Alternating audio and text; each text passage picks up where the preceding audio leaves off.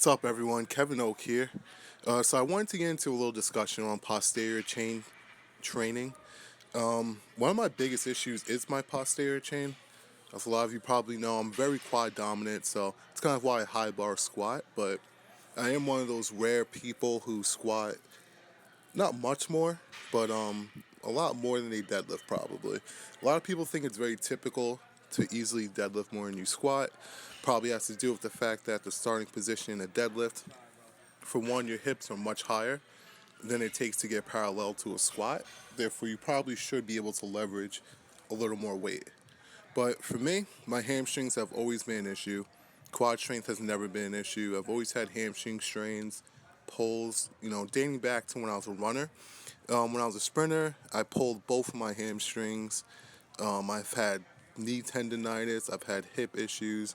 Obviously, in my powerlifting, my short powerlifting career, I've had SI joint issues on both sides a number of times. So something I'm definitely going out of my way to work on right now is posterior chain training. So obviously, I've been chasing this 800-pound deadlift for a while. Closest I've gotten in the gym is 780 pounds. The closest I've gotten on the platform was at my last competition. I did 766 and I attempted 782, which I got like right around my knees, but couldn't lock out, just a little cramping on my left side. Couldn't get it done. My next competition is going to be the Boss of Bosses meet, the end of August. I believe it's on August 20th, so I'm moving up a weight class. Hopefully by then I'll be like 260-ish. Right now I've probably lost a little weight. I think I'm down to like 235-ish. It's off season. I'm not eating as much. I'm kind of clearing out my body. Pre-workout, creatine, that type of stuff is way down. So by August, it's about 4 or 5 months from now, should be able to be about 255, 260. So that alone will obviously give me a little more leverage in the deadlift. But what I've been focused on mainly right now in the off season is posterior chain training. So when I've kind of started to program is, one day when I come in to do my squats, I squat semi-heavy but nothing crazy, nothing that kills me volume-wise. Then afterwards what I do is seated good mornings. Seated good morning, just to kind of explain it. Well, actually, I'll probably explain these first. This is a Romanian deadlift, what I'm doing right here.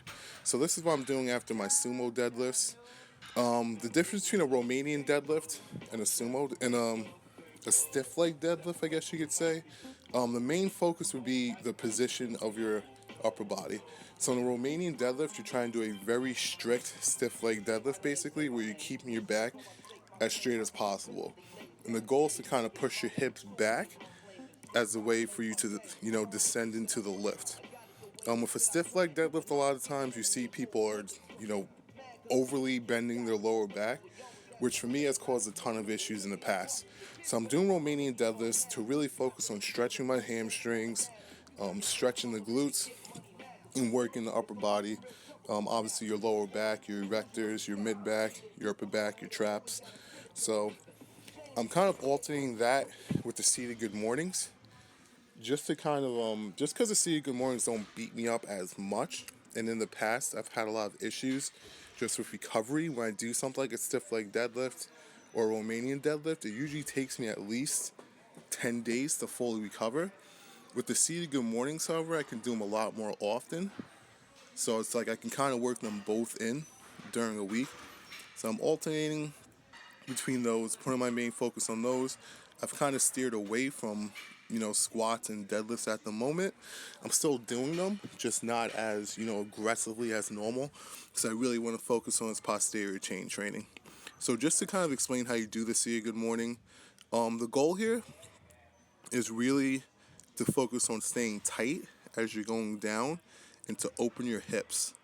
That's how you kind of get the benefit of the movement. As you can see here in every rep, it's like I'm really trying to stay tight, keep my back as straight as possible, and just kind of descend into the lift, where I'm kind of pushing my hips out. And you're still getting a hamstring stretch.